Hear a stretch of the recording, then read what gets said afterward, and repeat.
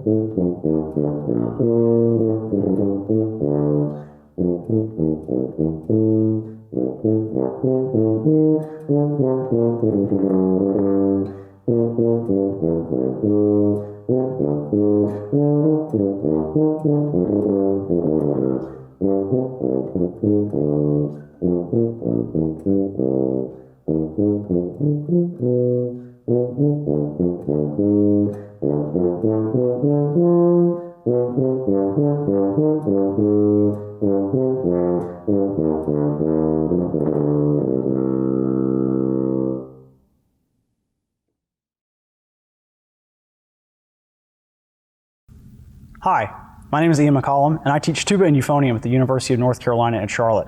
And I'm here to talk with you today about the 2019 NCMEA All-State Etude for tuba for grades 11 and 12.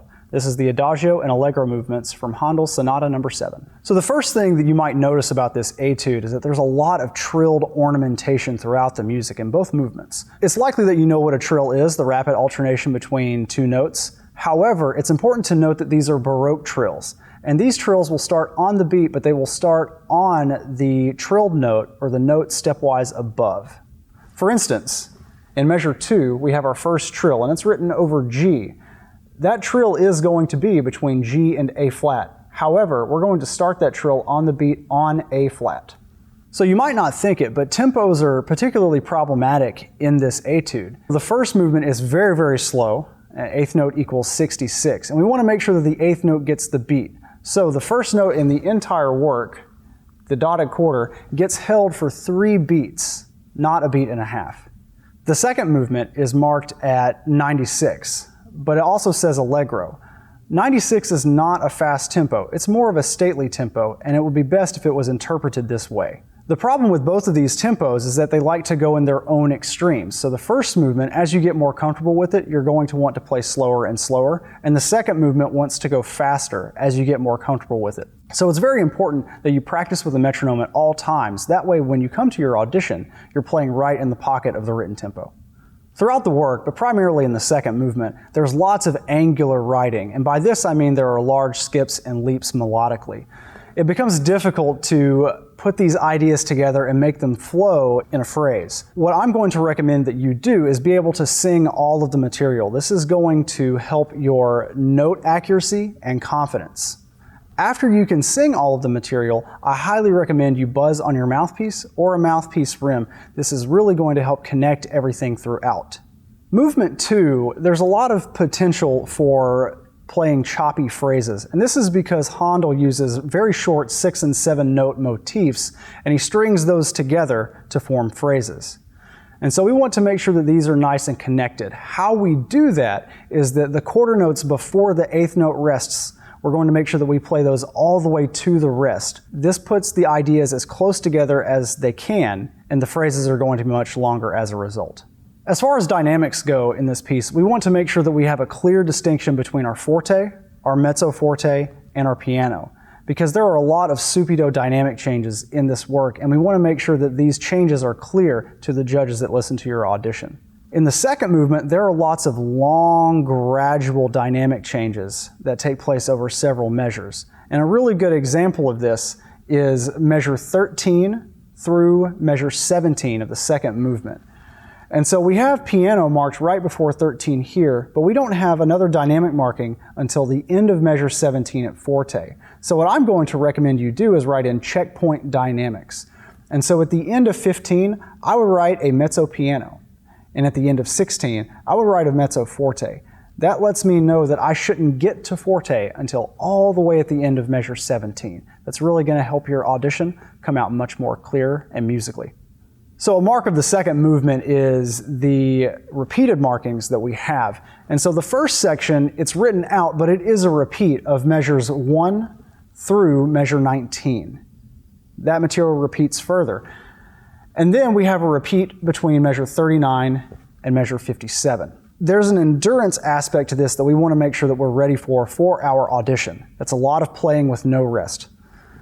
At the end, we have marked poco retard on repeat. And we want to make sure that we retard the second time through and slow down gradually. However, it's not that much. It's just poco, just a little bit. And so we don't want to make it very dramatic. We just want to make it like a bow at the end of a formal dance. Most importantly, I want to make sure that you have fun throughout this process. Whenever we're auditioning for things like this or doing anything of a competitive nature, it's easy to get lost in the competitive aspect of what we're doing. Remember that we play our instruments, we don't work our instruments, so have fun. I'm McCollum at the University of North Carolina at Charlotte, and I wish you the best of luck on your 2019 All-State audition. Happy practicing.